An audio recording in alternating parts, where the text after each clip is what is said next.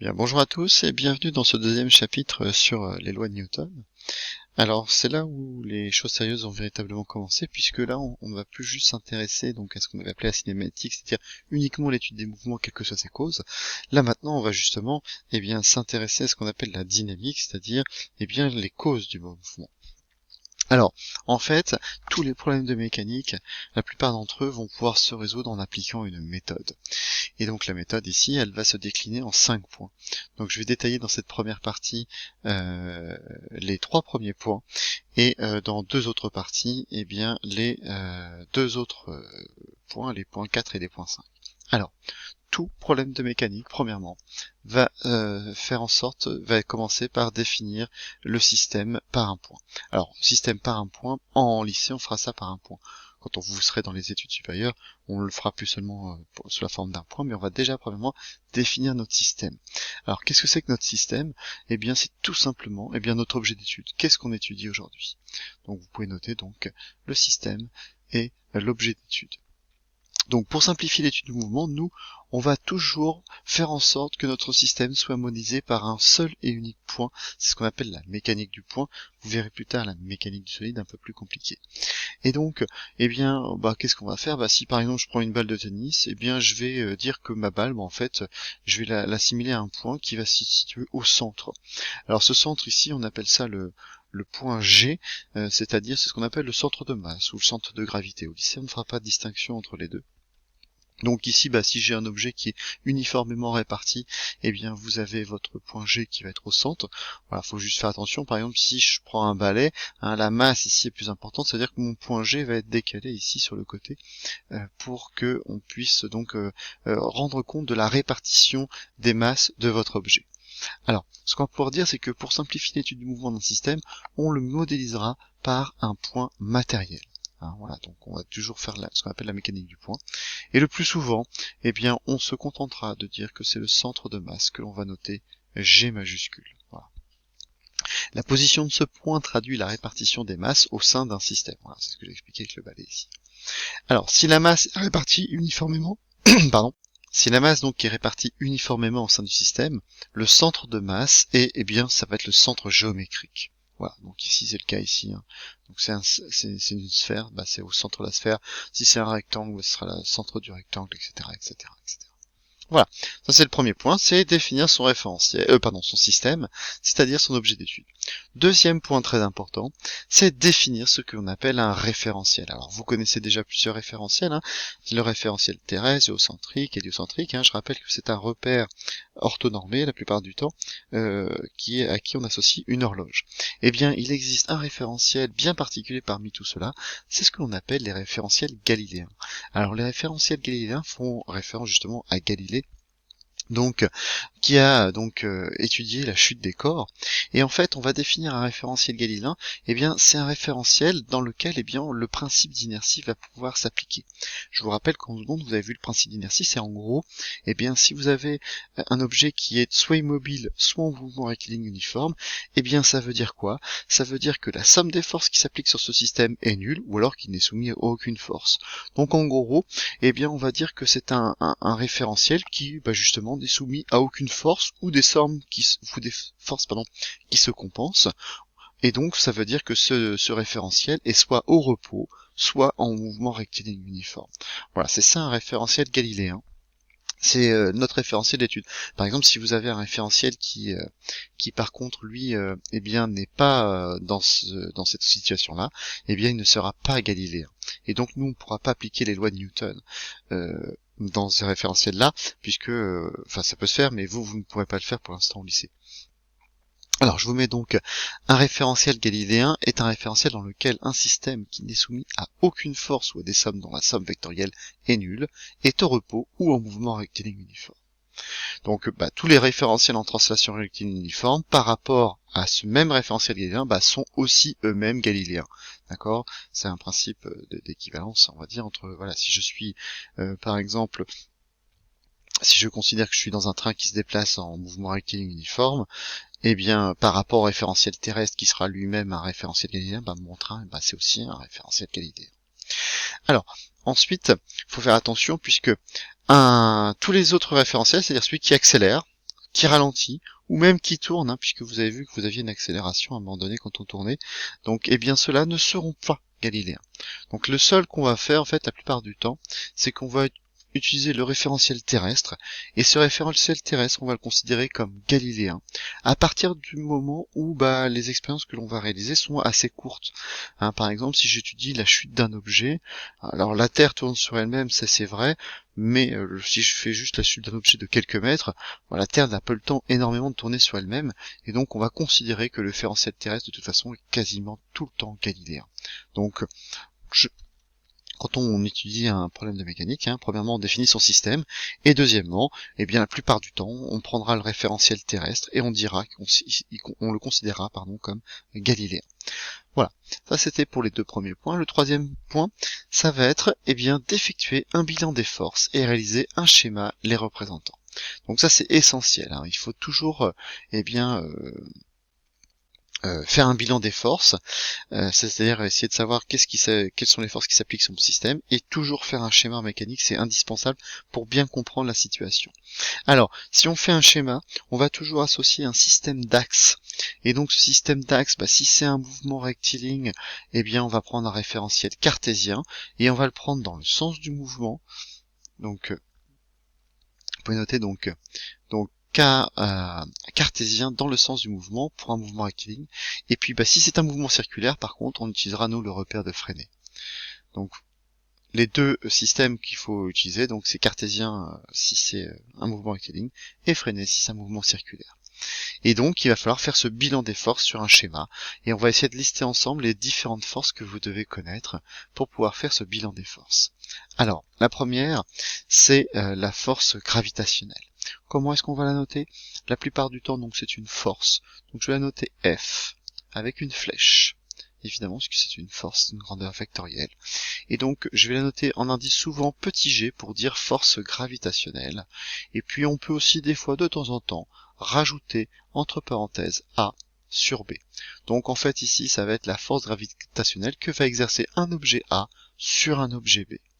Voilà, c'est comme ça qu'on peut le faire. Sa direction, ça va être la droite AB. Par exemple, alors ça vous n'êtes pas obligé de le faire parce que vous l'avez déjà vu ici en première, mais si je prends deux objets, un objet A, un objet B, et qui ont chacun une masse, alors ici je vais avoir une masse petit ma, ici une masse petit mb, les deux objets vont exercer une force d'attraction l'un sur l'autre. Donc ici je vais avoir une force attractive, donc une force gravitationnelle, et ici je vais avoir donc une autre, pas bien fait du tout, il faudra que je fasse ça à la règle, mais ça m'ennuie un petit peu. Et donc ici je vais avoir l'autre force gravitationnelle. Donc F de G ici. Alors ce qu'on ne sait pas souvent, c'est est-ce que c'est F de A vers B ou F de B vers A. Alors ici, cette force que j'ai représentée ici par ma flèche, elle s'applique au point A, donc ça va être sur A. Donc c'est bien la force gravitationnelle ici de B sur A. Alors que ici, ce sera la force gravitationnelle de A sur B. Voilà. Alors quand il s'agit des grandeurs vectorielles, on n'oubliera pas de mettre un vecteur unitaire pour pouvoir diriger nos forces. Sinon, en fait, vous risquez d'avoir des problèmes de signes si vous ne faites pas ça. Donc le sens ici, la force de A vers B.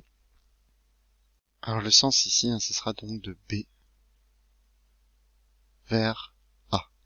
Et sa norme, donc il faut connaître cette formule-là, donc vous l'avez déjà vu en seconde, peut-être même en troisième. C'est F de G de A sur B.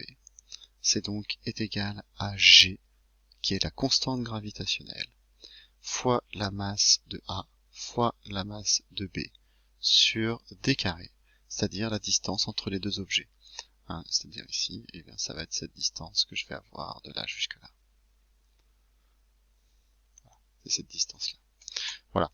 Alors il faut faire attention ici parce que si on est en grandeur vectorielle, il y a un vecteur unitaire qui va apparaître et puis il y a un moins aussi ici qui va apparaître. Pour l'instant, je donne juste la norme. Voilà. Après, ça va dépendre de notre système que l'on va utiliser. Alors, le deuxième, ça s'apparente un petit peu, c'est quasiment la même chose, c'est le poids, puisque le poids en fait est la manifestation de la force gravitationnelle à la surface de la Terre. Alors, on va définir le poids comme étant poids P. Alors, je ne vais pas faire la distinction entre les deux ici. Il existe une petite différence quand même entre la force gravitationnelle et le poids. En fait, le poids, lui, va tenir compte aussi de la rotation de la Terre. Et la force gravitationnelle, elle, eh bien, ne va pas en tenir compte. Voilà, alors c'est le poids qu'on va appeler P. Et donc, il sera toujours vertical. Son sens, eh bien, ça sera vers le bas. Hein, les objets tombent vers le sol. Bon, j'aurais dû écrire ça donc vers le bas. Voilà. Et puis sa norme, hein, bah, c'est P égale mg. Donc, pardon, pas de flèche, puisque c'est une norme. Donc, m la masse et g. Donc, c'est ce qu'on appelle l'intensité de la pesanteur. Hein. G, c'est égal, la plupart du temps, à 9,81 newton par kilogramme. On peut aussi appeler ça accélération de la pesanteur. Et l'unité ici est homogène à une accélération, c'est des mètres secondes moins 2. Donc on peut avoir les deux. Donc soit on dit c'est l'intensité de la pesanteur, soit l'accélération due à la pesanteur. Voilà. Et donc sur la surface de la Terre, à Paris, c'est 9,80. Cette valeur peut varier, hein. Souvent on retient 10, mais ça varie entre Paris, l'équateur et puis le pôle Nord. C'est tout à fait possible. Ça c'est une constante, donc ce sera forcément donné. Voilà. Ensuite, une force que vous avez vue aussi l'année dernière, hein, c'est la force électrique. Alors, elle-ci, par contre, elle peut être attractive ou répulsive, donc il faudra faire attention. Donc la force électrique, je vais la noter FE pour force électrique. Et donc elle va s'exercer d'un point A vers un point B. En fait, c'est une charge. Hein, cette fois-ci, ça va pas être une masse, mais ça va être une charge. Donc j'ai ici, si je prends une charge QA au point A, et ici une charge QB au point B, eh bien je peux avoir deux cas de figure. Si par exemple j'ai QA qui, on va dire les deux, enfin dire si les deux sont positifs, eh bien là par contre, eh bien, je vais avoir une force répulsive. Donc, elles vont être comme ceci. Tac. Donc ici, je vais avoir la force électrique que va exercer A sur B. Voilà. Et ici, bon, j'aurais dû faire la même force, la même longueur. On va essayer de faire la même longueur. Et ici, c'est la force électrique de B sur A. Voilà. Donc ça, c'est si les forces, c'est les deux charges sont du même signe, alors pour avoir deux positifs ou deux négatifs. Si par contre j'ai une charge qui est positive et une charge qui est négative, et bien dans ce cas-là, les forces ici seront attractives. Donc je les aurais faites dans le sens, donc plutôt de ce côté-là. Alors, donc ici, eh bien, ça va être toujours la droite d'action, ça va toujours être forcément la droite AB. Hein, c'est-à-dire que celle qui va passer par les deux points. Donc toujours la droite AB. Et le sens ici, alors on va essayer de le déterminer. Alors si les forces sont répulsives comme ici, donc, eh bien le sens ce sera ici de A vers B. Et puis si ce sont des forces qui sont attractives, on sera le contraire, ce sera de B vers A. Voilà. Et puis la norme en fait, il y a une analogie avec la force gravitationnelle, donc la force électrique de A sur B. Eh bien, ça va être égal à une constante, sauf que cette fois-ci, c'est la constante qu'on va appeler la constante de Coulomb, notée petit k. Donc, fois les charges, alors le produit des charges, QA, QB. Alors, comme les charges peuvent être positives ou négatives, eh bien, pour s'affranchir, parce que ma norme doit être uniquement positive, donc je vais mettre des valeurs absolues, divisé toujours par d carré. Voilà. Ça, c'est cette force électrique. Alors, la constante de Coulomb, elle n'est pas à connaître, c'est 9 fois 10 puissance 9 newton, mètre carré, Coulomb moins 2. Bon, là, dans ce cas-là, on a le droit de mettre SI, hein, si on veut. Donc, le K ici, c'est 9,0 à peu près, fois 10 puissance 9, et puis on va mettre SI. Comme ça, on va pas s'embêter, il y a 3 unités, c'est un peu plus compliqué. C'est pas très important. Alors, autre force, la réaction normale au support. Si vous posez un objet sur un support, eh bien sur une table, si vous posez par exemple, je sais pas moi, une brique sur une table, eh bien cette brique ne s'enfonce pas dans votre table. Donc ça veut dire que eh bien la table va agir sur cette brique. Et donc ça c'est ce qu'on appelle la réaction normale au support. Donc normale pourquoi? Parce qu'elle est forcément perpendiculaire à votre support. Donc on va la noter comment? On va la noter R pour réaction. Ou des fois on peut trouver Rn pour réaction normale. Donc ici, elle est perpendiculaire au support, perpendiculaire au support. Hein, donc pareil, si je fais ça sur le côté, donc en fait si j'ai par exemple une table, oula, pas bien faite ma table, c'est pas grave. Donc ici c'est ma table, et puis ici je pose ma brique dessus, et bien ma réaction, en fait je vais avoir le poids qui va se diriger comme ceci vers le bas, et puis je vais avoir ma réaction normale, qui va en fait avoir comme point d'application le point de contact, et qui va être ici, cette fois-ci, dirigé vers le haut. Donc je peux mettre R ou Rn. Donc si mon objet est immobile, le poids va être égal à Rn. Comme ça, ça sera la même longueur. Donc ici, son sens, ça va être vers le haut. Et sa norme, ça dépend. Voilà, donc on va appeler ça R. Voilà. Ça va être uniquement sa force, cette force qu'on va appeler R. Ensuite, vous pouvez avoir des forces de frottement. Par exemple, ici, si mon solide se déplace vers la droite, il va frotter avec la table, il va frotter avec l'air. Et donc, ces forces de frottement, on va les noter, la plupart du temps, F minuscule. Donc, F minuscule, il y a une raison, en fait, puisque, en fait, la force gravitationnelle, la force électrique, ce sont ce qu'on appelle des forces, conservative. Celle-ci n'est pas une force conservative, et donc on va la noter sous la forme d'un petit f. Ici, sinon ça ne fonctionnera pas. Donc ici, la force de frottement, la direction, ça va être la même chose que la vitesse. C'est-à-dire que si je reprends mon petit exemple sur le côté, si j'ai mon objet qui se déplace dans ce sens-là, la force de frottement sera dans la même direction que cette vitesse. Alors ici c'est une direction parallèle, et par contre elle sera toujours opposée à la vitesse, donc toujours dans le sens opposé à la vitesse. Donc cette force de frottement, donc la direction c'est celle de la vitesse v, donc celle de la vitesse v, et le sens opposé au sens du mouvement, toujours opposé, donc c'est le sens, pardon, c'est le sens qui est opposé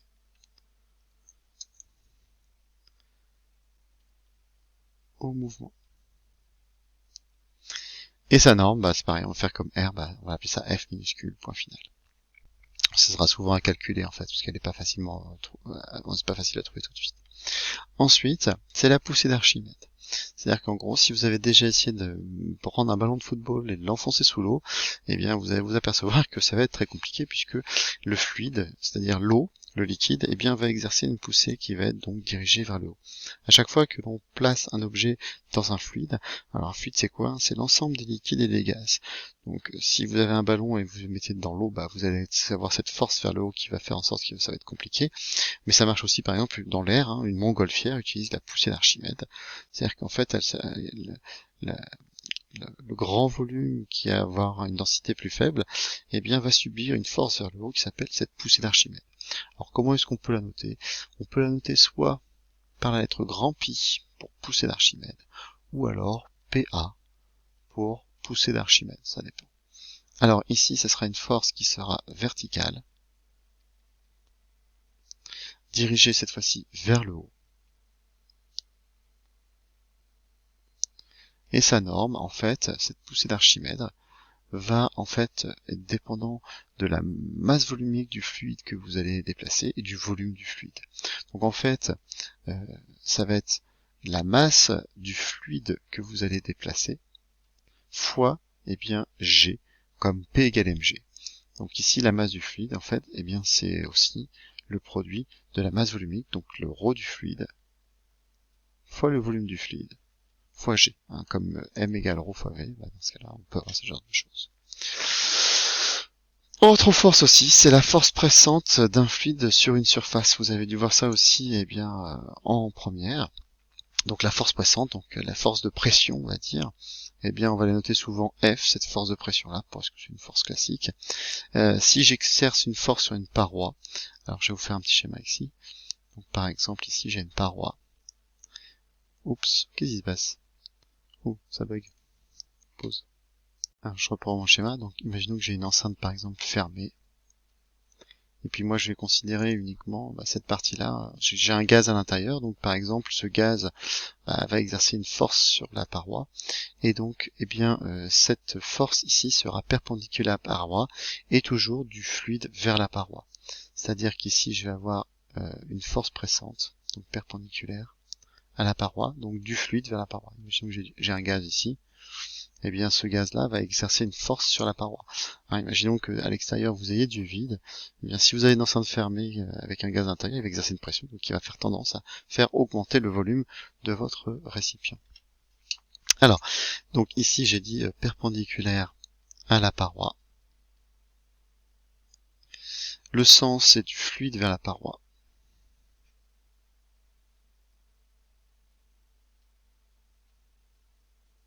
Et sa norme, en fait, c'est dû aux forces de pression, en fait, c'est-à-dire une force, c'est quoi? C'est une force par unité de surface. Donc si une pression P, c'est une force par unité de surface, ça veut dire que votre force ici, ça sera égal à une pression fois la surface. Donc petit s, grand S, pardon. Voilà. Et la dernière qui est à connaître, c'est la tension d'un fil. Alors je referai un petit schéma encore si on veut comprendre. Donc imaginons que je prenne je suis au plafond là, puis j'ai accroché quelque chose ici, voilà. Et bien mon objet ici, il va être retenu par mon fil. Ça veut dire que je vais avoir une force de tension qui va me donc être dirigée ici suivant le fil et que je vais noter T. Alors que cette force de tension, je vais l'appeler T, si je suis retenu ici. Ça va être la direction, c'est suivant le fil.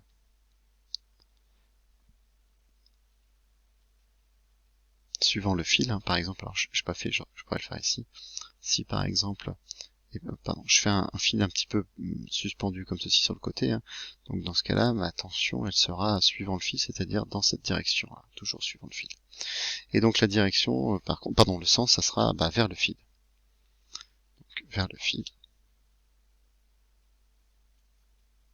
Ah oui, bien ici que je suis dirigé, suivant le fil et vers le support, vers le fil.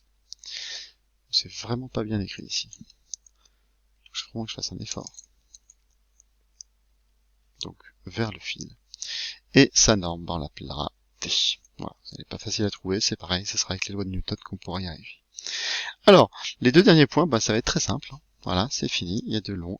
Donc ça va être énoncer la loi de Newton appropriée. Alors, il va y avoir 3 lois, 1, 2 et 3. Alors nous, on utilisera la plupart du temps que la deuxième loi, mais je vais détailler un petit peu ces deux, la première et la troisième. Et ensuite, ça sera la plus sympathique, c'est-à-dire projeter la relation vectorielle sur des axes pour établir des équations et ensuite les résoudre. Alors, la première loi qu'on verra juste après. Donc la première loi pour un objet, un système immobile, un système donc immobile.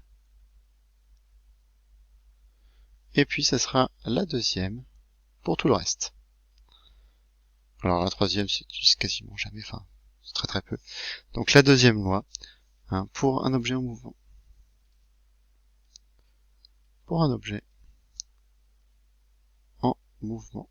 Voilà. Et donc c'est terminé pour cette première partie. Je vous souhaite une bonne journée. Je vous dis au revoir, à bientôt.